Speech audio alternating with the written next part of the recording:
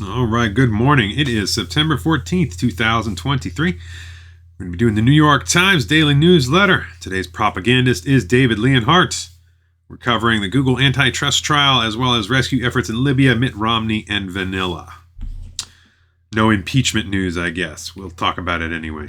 The Bork factor. Americans have long been skeptical of big business. Thomas Jefferson, Theodore Roosevelt, and Harry Truman all tried to constrain the power of large companies. Their efforts were part of a national culture that long emphasized individual freedom. In the 1960s, however, a group of conservative scholars began arguing that large corporations had been unfairly maligned. These scholars, led by Robert Bork, then an obscure law professor, made the case that big business was often efficient and innovative, and if a large company did try to take advantage of consumers, these scholars said a competitor could swoop in and lure away these consumers. For years, Bork and his allies failed to persuade Washington to embrace their views, but after the U.S. economy struggled during the 1970s, policymakers became worried that antitrust laws were keeping Americans from competing with Japanese and European rivals. Slowly, the Bork view won converts among both Republicans and Democrats. Since the 1980s, that view has dominated, allowing corporations to grow much larger. They're not mentioning that in the 1860s, they greatly changed corporate law to allow for corporations to become permanent entities. Prior to that, corporations could only be chartered for as long as the public good work was in progress. So like a bridge, a road, or something like that, like a large building. That's the only way you could have a corporation, and then it had to be dissolved afterwards because, all the way, the founders and all of these people recognize that you can't allow a legal entity to operate indefinitely for profit because nobody's responsible. The corporation is the greatest thing ever created to obfuscate personal responsibility. The New York Times is a corporation. I wanted to tell you this history today because it's a crucial backdrop to the Google antitrust trial that began this week. This trial is the most significant attempt in a decade to undo the Bork consensus. And again, notice that they didn't go into full detail. That's because the New York Times is also a corporation that benefits from this corruption. Okay, certainly Google certainly looks like a monopoly by many measures. More than 90% of web searches worldwide are done on Google. This level of dominance can create problems for anybody who isn't a Google executive or shareholder. The company is so profitable that it can shape government policies through lobbying and donations. Google can potentially hold down wages for anybody who wants to work in an internet search. Where else is that person going to go? Google can also essentially force consumers to turn over their personal data to the company to exist in today's economy. You need to interact with Google's various services like Search, Gmail, Google Cloud, and YouTube. For the past decade, Google and other tech giants have become incredibly powerful and entwined in just about every aspect of our lives. Celia Kang, one of the Times reporters covering the Google trial, told me. The Justice Department's case against the company and a related lawsuit brought by 38 states and territories argues that Google has unfairly maintained its dominance by paying other companies billions of dollars a year. Payments to Apple, for example, are the reason that Google is the default search engine on iPhones. As a result, the Justice Department says competitors to Google cannot establish themselves. Google responds that its success is simply a reflection of the quality of its products. People don't use Google because they have to. Kent Walker, Google's top lawyer, has written. They use it because they want to. They use it primarily because culturally, Google has become a verb. People say to Google something. They don't say search. The government's biggest challenge in winning this case is closely connected to Bork's framework for antitrust policy. He argued that the most rigorous standard for judging potential monopolies was consumer prices. Only when economic analysis proved that a company was so powerful that it could raise consumer prices should regulators step in, Bork and his allies said. Otherwise, the government was just guessing about when a company was so big as to be problematic. Who benefits? Let's see. Google, of course, charges consumers nothing for its main products. The company makes money in other ways, such as advertisement. The same dynamic exists elsewhere in the technology industry. Facebook does not charge consumers for an account either. Amazon does charge for products on its site, but often not any more than other retailers. Let's see if they mention that the 5 largest corporations are Google, Apple, Amazon, Facebook, and Microsoft, all of which lean hard left and work to support the Democrats exclusively, and Google specifically worked against Trump to censor him and prevent him from winning again. So let's see if they mention their bias. In recent years, a rising generation of legal scholars has tried to overturn the Bork consensus by arguing that large corporations can still do damage even without increasing prices. They can hold down wages, warp government policy, trample on privacy, or spread misinformation. Yeah, misinformation, like 81 million votes. that were totally legit, like it was the freest and fairest election in history. Yeah. One member of the rising generation is Linda Kahn, whom President Biden named to run the Federal Trade Commission. As part of their agreement, these critics of big business, the intellectual heirs to Theodore Roosevelt, can point to macroeconomic data. In the 4 decades since Bork's view triumphed, wages for most Americans have grown more slowly than either corporate profits or the incomes of the wealthy. Corporate consolidation seems to have been better for a small slice of privileged people, including Google executives, than for most Americans. In the long term, these critics hope to change the legal standard for evaluating large companies, much as Bork and other scholars slowly did in the late 20th century. Doing so will probably require new laws as well as different attitudes among regulators and judges. Such a project might take decades if it ever succeeds. In the meantime, the Justice Department lawyers hope to persuade Amit Mahata, the federal judge hearing the case, that Google has violated even the lenient antitrust laws of today. Well, it's pretty difficult to say that they haven't, considering that you can't, Google's AdWords. There's been a huge controversy of that for years, where Google forces you to run their AdWords whether you want them to or not, and it's the only way that you can comply with their rules. And Google they change their rules whenever they feel like it. So for more, Google used deals with phone makers as a powerful strategic weapon, protecting its dominance, the government has argued in the first days of the trial. For more on the case, I recommend this article by David McCabe and C. King, which explains the implications. I'm not going to read it. So let's see. For more on Bork, who became famous for his role in Watergate investigation, has failed the Supreme Court nomination, you can read this Times obituary from 2012.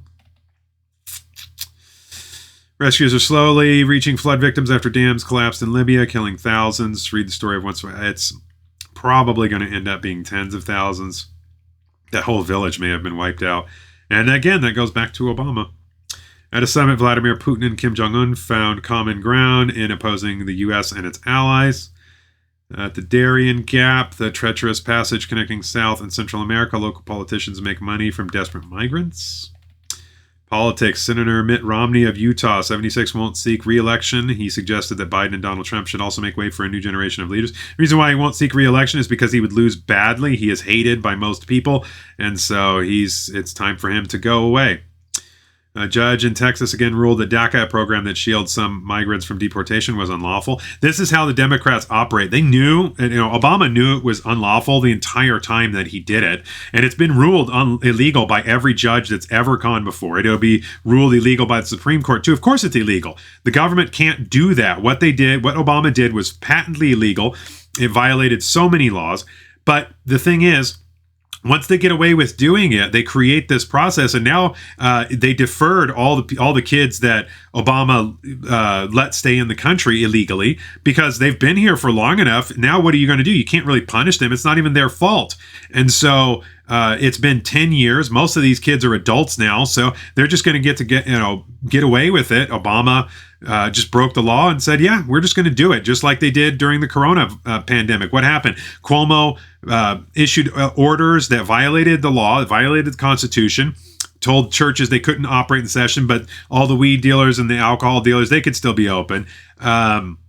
And then when that was ruled unconstitutional, he just slightly altered the wording and then did it again. The Democrats don't care. They will break the law. They did it in New Mexico just recently, flagrantly violating the Second Amendment and admitting that it's not going to stop criminals or anything. And the Attorney General even said, I'm not defending you against it, but yet she's allowed to stay. She should be immediately recalled and impeached. Both should happen. The husband of Representative Mary Peltola, an Alaska Democrat, died in a plane crash. That's unfortunate. A former top building official in New York City who raised funds for Mayor Eric Adams pleaded not guilty to bribery charges. Vivek Ramaswamy, a Republican presidential candidate, said he would fire most federal workers and shut several agencies. Yes, good job, Vivek. Although he's going to be Trump's VP. He's not going to win the presidency. George W. Bush urged Congress to continue authorizing a program he started to treat HIV around the world. In an opinion piece for the Washington Post, House Republicans have threatened to let it lapse. Abortion policy. Pentagon officials said that Senator Tommy Tuberville's blockade on military confirmation votes over abortion policy was undermining national security. Not true at all. That is an absolute lie. He's just stopping bureaucrats from being promoted and getting more money. That's all he's doing. They haven't done anything. There's nothing that affects our national security by not promoting bureaucrats. In the Times Magazine, Emily Bazelon previews ballot initiatives that would try to establish abortion rights in surprising places. You don't have the right to murder your child. Pennsylvania manhunt with help from a heat sensor and a police dog. Authorities captured Danielle Cavalcante, a convicted killer who escaped prison and prompted a 500 officer manhunt. People online criticized about 24 law enforcement officers who took a group selfie with Cavalcante before he was returned to jail. Yeah, I mean, that was pretty pathetic that they did that. Dude looked real dangerous too, you know. Consumer prices accelerated last month after several months of slowing. One factor: gasoline prices. They haven't slowing growth. They've still been going up. Maybe not by as much of a rate, but they've still been going up. Inflation is cumulative, so it's still getting worse. The economy is the worst in all of history, and Biden's sitting there saying this is good. That's the worst gaslighting ever. Elon Musk, Mark Zuckerberg, and other tech leaders met with members of Congress to discuss regulating AI, which we definitely need to do, but I don't really have a lot of faith that it will get done well. The United Auto Workers, facing stalled contract talks, are set to strike against the three big Detroit automakers that selected plants on Friday. ARM, the British chip design company whose technology is essential to nearly all mobile phones, has the biggest initial public offering of the year so far, which could end up doing well. We'll see. I think we're in for a big crash, though. Hurricane Lee, a Category 2 storm, is expected to hit Bermuda before moving on to New England and Canada. New York City is introducing new trash cans. Why is that a story? Let's see. Two-parent families are the anti-poverty strategy that liberals often ignore. Wow, they're actually talking about that. But, of course, they're not going to talk about it in terms of like benefiting the children or anything like that. But, yeah, good for them that they're actually talking about two-parent families. That's the most important thing.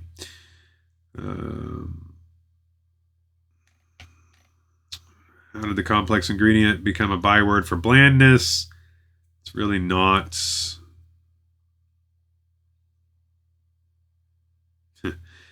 A self-proclaimed UFO researcher presented what he claimed were two mummified extraterrestrial beings to Mexico's Congress. That's a bunch of crap. It was a distraction, and I can't believe people waste their time talking about this garbage.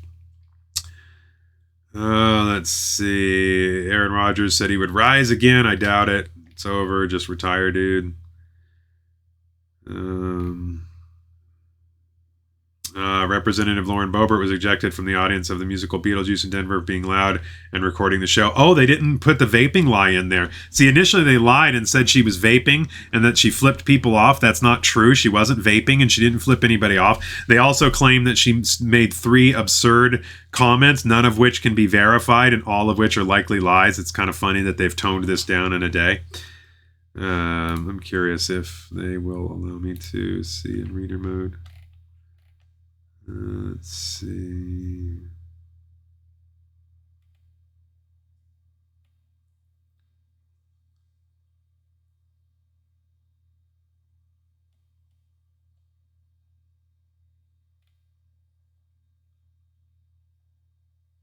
No, I guess not. Okay, so... Okay, the report said that in response to audience complaints, officials had told the pair of patrons that they were causing disturbance for the area with noise, singing, using their cell phone, and they need to be respectful to the neighbors. Early in the second act, after hearing complaints that the patrons were being loud and recording the show, the theater enlisted help from Denver police and asked the party to leave. They eventually did on the way out. According to the incident report, they said stuff like, "Do you know who I am? And I will be contacting the mayor." That changes. That's not what they said on Twitter yesterday. Those are slightly different statements. I can confirm the stunning installation rumors is indeed the supporter of the performance. Arts of gas. Outrageous. Yeah, so no mention of vaping in here. That's because there's no proof of it. It was an outright lie. So they've toned down the story a little bit, but it's still all a lie. I doubt she did anything other than maybe she laughed and they just decided they were going to go after her because it's in Denver and she's a conservative. So why not? All right, this day in history, September 14th. Today's highlight. On September 14th, 1814, Francis Scott Key was inspired to write the poem Defense of Fort McHenry, later the Star-Spangled Banner, after witnessing the American flag flying over Maryland Fort following a night of British naval bombardment during the War of 1812. In 1847, during the Mexican-American War, U.S. forces under General Winfield Scott took control of Mexico City. In 1861, the first naval engagement of the Civil War took place as the USS Colorado attacked and sank the Confederate privateer schooner Judah off Pensacola, Florida. In 1867, the first volume of Das Kapital by Karl Marx was published in Hamburg, Germany. In 1901, President William McKinley died in Buffalo, New York, of gunshot wounds inflicted by an assassin. Vice President Theodore Roosevelt succeeded him. In 1927, modern dancer pioneer Isadora Duncan died in Nice, France, after her scarf became entangled in a wheel of the sports car she was riding in. In 1982, Princess Grace of Monaco, formerly film star Grace Kelly, died at age 52 from injuries in a car crash the day before. Lebanon's president-elect Bashir Gemayel was killed by a bomb. In 1991, the government of South Africa, the African National Congress, and the Inkatha Freedom Party signed a national peace pact. In 1994, on the 34th day of strike by players, acting baseball commissioner Bud Selig announced the 1994 season was over. In 2001, Americans packed churches and clogged public squares on a day of remembrance for the victims of the September 11th terrorist attacks. President George W. Bush prayed with his cabinet and attended services in Washington National Cathedral, then flew to New York, where he waded into the ruins of the World Trade Center and addressed rescue workers in a flag-waving bullhorn-wielding show of resolve. In 2009, death claimed Dirty Dancing star Patrick Swayze at 57, former White House Press Secretary Jody Powell at 65, and comic character Henry Gibson at 73. In 2012, fury over anti-Muslim film ridiculing the Prophet Muhammad spread across the Muslim world, with deadly clashes near Western embassies in Tunisia and Sudan, an American fast food restaurant was set ablaze in Lebanon, and international peacekeepers attacked in the Sinai. In 2015, Rowan County, Kentucky clerk Kim Davis returned to work for the first time since she was jailed for defying a federal court and announcing that she would no longer block her deputies from issuing marriage license to same-sex couples. In 2018, Supreme Court nominee Brett Kavanaugh denied an allegation of sexual misconduct from when he was in high school, saying, "I did not do this back in high school or at any time." Kavanaugh would later be confirmed by the Senate. And after he went through a myriad of false accusations that included accusations that he was gang raping people with no evidence whatsoever. All right, celebrity birthdays. Actor Walter Koenig, Star Trek, is 85. Singer-actor Joey Heatherton is 77. Actor Sam Neill is 74. Singer John Bauman of Sha-Na-Na is 74. Actor Robert Wisdom, Nashville, The Wire, is 68. Saxophonist Steve Berlin of Los Lobos is 66. Country singer-songwriter Beth Nielsen Chapman is 65. Country singer John Barry is 62. Actress Mary Crosby is 62. Singer Morton Harkett of Aha is 62. Actress Melissa Leo is 61. Actress Faith Ford, Faith and Hope Murphy Brown, is 57. Actress Michelle Stafford, The Young and the Restless, is 56. Actor Dan Cortez is 54. Singer Mark Hall of Casting Crowns is 52. Actor Tyler Perry is 52. Actor Ben Garrett, Reno 911, is 51. Actress Kimberly Williams Paisley, according to Jim, is 50. Actor Andrew Lincoln, The Walking Dead, is 48. Rapper Nas is 48. Actor Austin Basis, Life Unexpected, is 45. TV chef Katie Lee, The Kitchen, is 40. Actor Adam Lamberg, Lizzie McGuire, is 37. Singer Alex Clare is 36. Actress Jessica Brown Findley, Downtown Abbey, is 34. Actor-singer Logan Henderson, The Big Time Rush, is 32. Actress Emma Kenny, The Connors, and Shameless is 22. So that is it.